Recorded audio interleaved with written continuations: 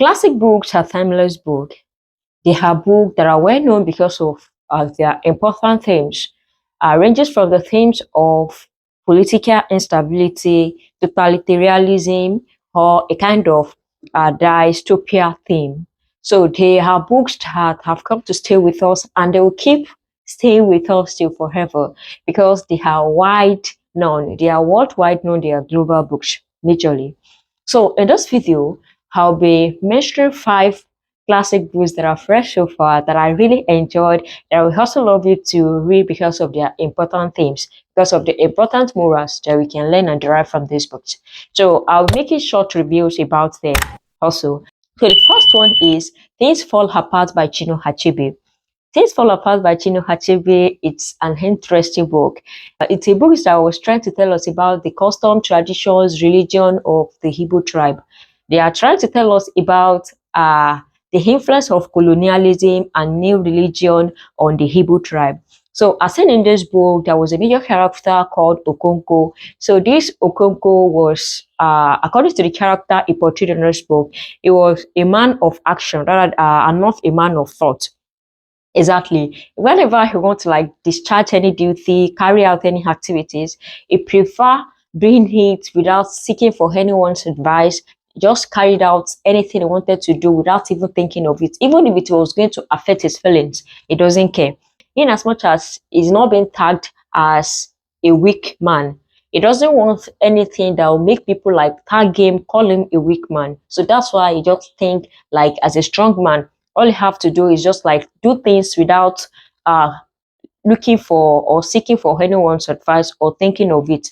To him, it's a woman that do think of things before carrying out them. So in this book, there are different themes, ranging from the themes of colonialism. We also have the theme of toxic masculinity. For the theme of colonialism also, like colonial master, the British colony, they came to the Igbo land, introducing their own religion to the people, asking them to neglect their indigenous culture, indigenous religion, calling their own religion a barbaric religion. And that kind of led to difficulties because for them to shift away from their religion, from their traditions to new religion was kind of a burden to them. So that's about Things Fall Apart by Chinua Achebe. So another classic book that I've read, I'll be recommending here is the 1984 by George Orwell. This book is about dystopia ruling. It's a kind of a book that was trying to like predict the future. According to what I learned that the book was not actually written in 1984. It was written before that, but the author was predicting what will later happen, how the people will be dominated, how they will be controlled, how they will be controlled by the political people, how they will be controlled by private individuals, just like the way it happens in this book.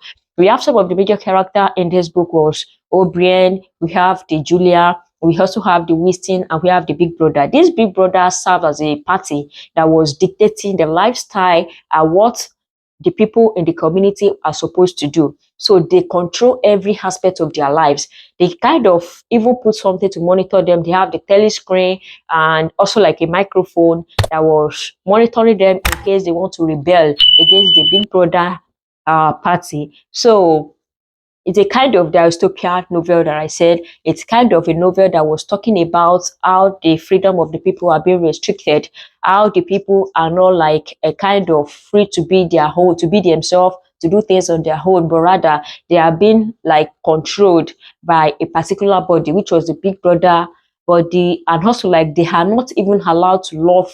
They are not allowed to like love anyhow. If they've had wife, that should be in the past. So, and also they are kind of like erase the memory of how things were supposed to be from the people.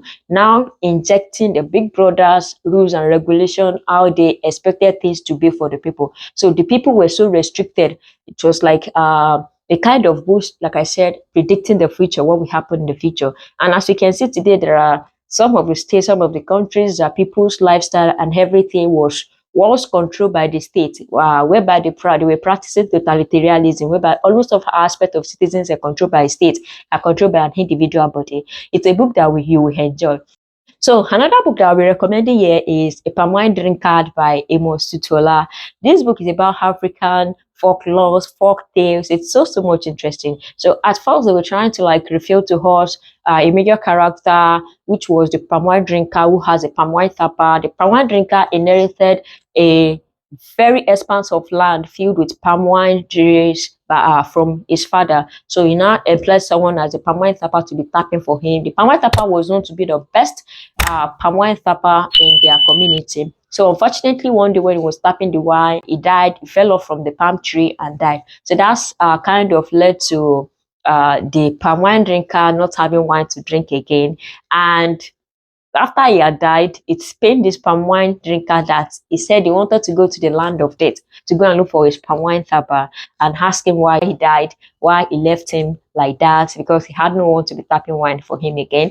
There are different morals to learn from this book, from the theme of fair weather friends. When things are good for the palm wine drinker, the friends are coming, but when the palm wine tapper died, they left him alone. So another theme to learn in this book is a kind of we should embrace the use of African proverbs, folklores, which is very important to use to discuss at least once in a while among ourselves.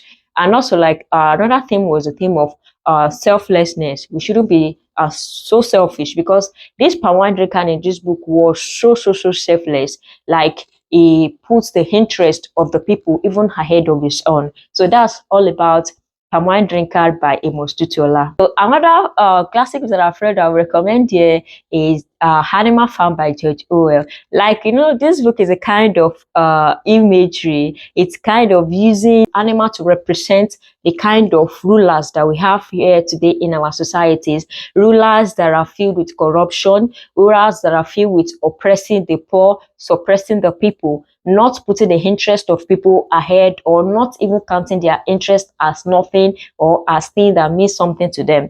So at first in this Animal Farm by George Orwell, we were seeing animals. They were under the rule of a master, which was a human, but the human was maltreating them. So they now like put their power together and chase him away from his farm. So from there, after chasing him from the farm, they now choose a ruler among the animals, which was a Napoleon and Snowball. So they now make rules among themselves that all animals are equal. They should always treat themselves equal and not like treat themselves, suppress themselves like it was done to them by the human master that was once their owner, that was once their ruler.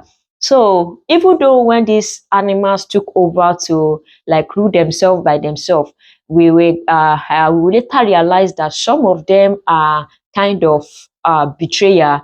Most especially their master Napoleon, who was supposed to rule them well, and no, it was seen as a betrayer because he was having affairs, like he was having a kind of friendship things with the human body, with the human people, which led to the kind of betrayal to other animals. So, and at the end, they kind of rebel and also like gain their freedom. So this book methodology is trying to tell us about the corrupt practices, corrupt heart of our leaders, how selfish they are, oppressing the poor, suppressing the people. So that's all about Animal Farm by George Orwell.